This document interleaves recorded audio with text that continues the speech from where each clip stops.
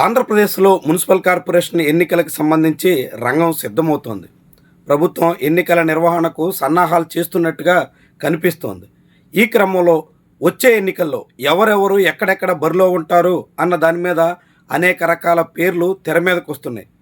అందులోనూ ముఖ్యమైనటువంటి విజయవాడ మున్సిపల్ కార్పొరేషన్లో గట్టి పోటీ తప్పదనిపించేలా ఉంది. ప్రధానంగా ఈసారి మున్సిపల్ ఎన్నికల విధానంలోనే మార్పు తీసుకొచ్చి డైరెక్ట్ ఎలక్షన్గా మార్చేయడంతో మేయర్ పీఠం అత్యంత ఆసక్తికరమైనటువంటి వ్యవహారంగా మారుతోంది. ఈ క్రమంలో ఎవరికి వాళ్లే మేయర్ అభ్యర్థిగా బరిలో ఉండాలి అనే ఆసక్తితో సాగుతున్నారు.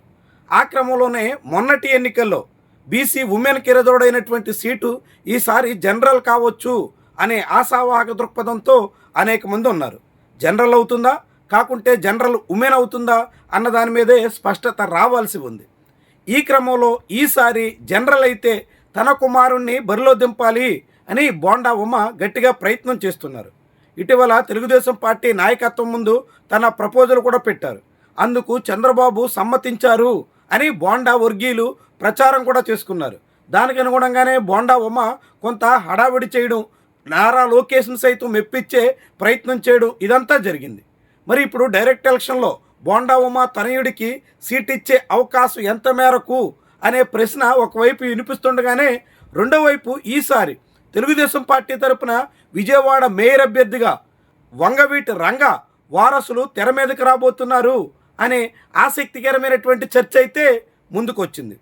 నిజానికి జనసేన పార్టీ కూడా విజయవాడ మేయర్ పీఠం కోసం గట్టిగా పట్టుబడుతుంది. జనసేన పార్టీకి సీట్ ఇస్తే అప్పుడు వంగవీటి ఆశా కిరణ్ని రంగంలోకి దింపొచ్చు అని అనేక మంది భావిస్తున్నారు. కానీ విజయవాడ మేయర్ పీఠాన్ని టీడీపీ వదులుకునే అవకాశమే లేదు కాబట్టి తెలుగుదేశం పార్టీ ఖాతాలోనే తీసుకుని ఆ స్థానానికి జనరల్లో అయితే వంగవీటి రాధా, జనరల్ ఉమెన్ అయితే వంగవీటి ఆశా కిరణ్ ఇద్దరిలో ఎవరొకరిని పోటీలో పెట్టే ఆలోచనలో ఉన్నట్టుగా కనిపిస్తోంది. వంగవీటి ఆశా కిరణ్ కూడా రాజకీయ అరంగేట్రం కోసం ఆసక్తిగా సాగుతున్నారు. గడిచిన ఏడాదిన్నరగా ఆమె ప్రత్యక్షంగా కార్యక్రమాల్లో పాల్గొంటున్నారు. కాపు ఉద్యమ కార్యాచరణలో భాగంగా కొంత కదలిక తీసుకొచ్చి ఆ తర్వాత ఆమె వెనక్కి తగ్గారు. తొలుత వైఎస్ఆర్సీపీలో చేరుతున్నట్టు ప్రచారం సాగినా ఆ తర్వాత జనసేన వైపు మొగ్గు చూపుతున్నట్టుగా ఊహాగానాలు వినిపించాయి. కానీ ఇప్పుడు అనూహ్యంగా ఆమెకే తెలుగుదేశం పార్టీ మేయర్ పీఠం ఆఫర్ చేయొచ్చు అనే మాట అయితే చాలా ఆసక్తికరంగా కనిపిస్తుంది. రాజకీయంగా ఇదొక కీలకమైనటువంటి మలుపుగా భావించాల్సి ఉంటుంది. ఇప్పటికే కూటమి ప్రభుత్వం కాపులకి అనేక రకాలుగా అన్యాయం చేస్తుంది అనే మాట వినిపిస్తుంది. ఆ తరుణంలోనే పవన్ కళ్యాణ్ని మాత్రమే నమ్ముకుంటే వచ్చే ఎన్నికల్లో కాపుల్లో పూర్తిగా ఆదరణ దక్కే అవకాశం లేదు కాబట్టి ఇప్పటి నుంచే వంగవీటి రంగా వారసుల్ని ముందు పెట్టి ఎదుర్కోవాలనేటువంటి దృక్పథంతో తెలుగుదేశం పార్టీ నాయకత్వం ఉంది అనే మాట అయితే వినిపిస్తుంది. అందుకు తగ్గట్టుగానే విజయవాడ మేయర్ పీఠాన్ని కాపు కోటాలో వంగవీటి కుటుంబానికి అందించే దిశలో రంగం సిద్ధం చేస్తున్నట్టుగా చెప్తున్నారు.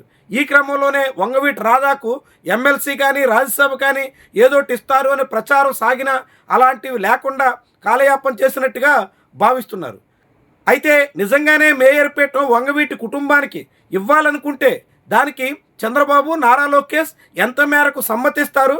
వాళ్ళిద్దరూ రాజకీయ వ్యూహంతో కాపుల ఓట్ల కోసం ప్రయత్నం చేసిన విజయవాడలో ఉన్నటువంటి కమ్మకుల నాయకత్వం ఎంత మేరకు సహకరిస్తుంది అన్నది ప్రధానమైనటువంటి ప్రశ్న.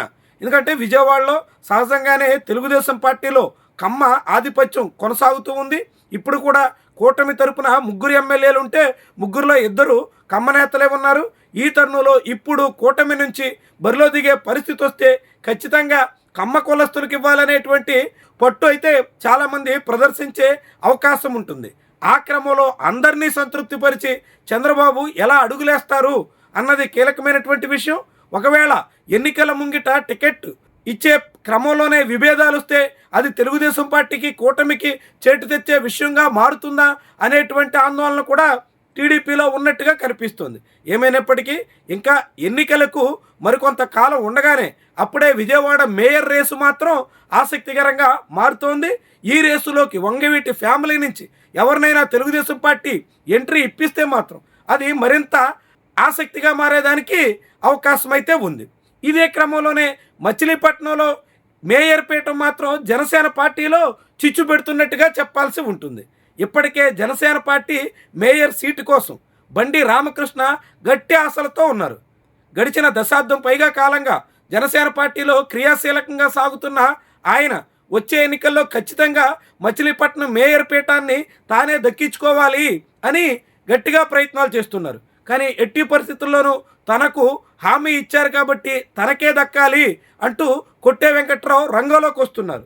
దాంతో మరి వెంకట్రావా కాకుంటే రామకృష్ణ ఇద్దరిలో ఎవరికి జనసేన పార్టీ మేయర్ పీఠం దక్కుతుంది అనేటువంటిది ముఖ్యమైనటువంటి విషయం. అదే దానికన్నా ముందు బందరు మేయర్ పీఠాన్ని తెలుగుదేశం పార్టీ వదులుకుంటుందా, జనసేన పార్టీకి ఛాన్స్ ఇస్తుందా అన్నది కూడా పెద్ద ప్రశ్న. వాస్తవానికి జనసేన పార్టీకి తరపున ఇప్పటికే మచిలీపట్నం నుంచి ఎంపీగా వల్లభనేని బాలశౌరి ఉన్నారు. ఆ మొత్తం పార్లమెంట్ నియోజకవర్గం పరిధిలో అవనిగడ్డ నుంచి జనసేన తరపున మండలి బుద్ధప్రసాద్ ప్రాతినిధ్యం వహిస్తున్నారు. ఈ క్రమంలో మచిలీపట్నం మేయర్ పీఠం కూడా మంత్రి కొల్లు రవీంద్ర అక్కడి నుంచి ఎమ్మెల్యేగా ఉండగా దాన్ని వదులుకుని జనసేన పార్టీకి అప్పగించే అవకాశం ఎంత? ఒకవేళ అప్పగిస్తే జనసేన పార్టీలో ఆసక్తికరమైనటువంటి పోటీ ఎటు మళ్ళుతుంది అనేటువంటి చర్చ అయితే సాగుతుంది.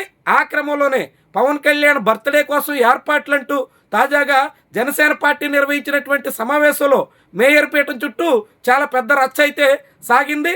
బండి రామకృష్ణ, వెంకట్రావు ఇద్దరు పోటీ పడడంతో వ్యవహారం చాలా తీవ్ర స్థాయిలో ముదురుతున్నట్టుగా కనిపిస్తోంది. దీంతో అటు విజయవాడ ఇటు బందరు రెండు కాపులకే మేయర్ పీఠం కట్టబెట్టే అవకాశం చాలా చాలా తక్కువ. ఈ క్రమంలో బందరు జనసేనకి ఇస్తే అక్కడ జనసేన తరపున కాపు నేతలు మేయర్ స్థానానికి వస్తుంటే విజయవాడలో కూడా మళ్ళీ కాపులకు ఇచ్చే అవకాశాలు తక్కువే. కాబట్టి మొత్తం ఈ రాజకీయం ఎటు మళ్ళుతుందో, ఏ దిశలో సాగుతుందో చూడాల్సినటువంటి వ్యవహారం.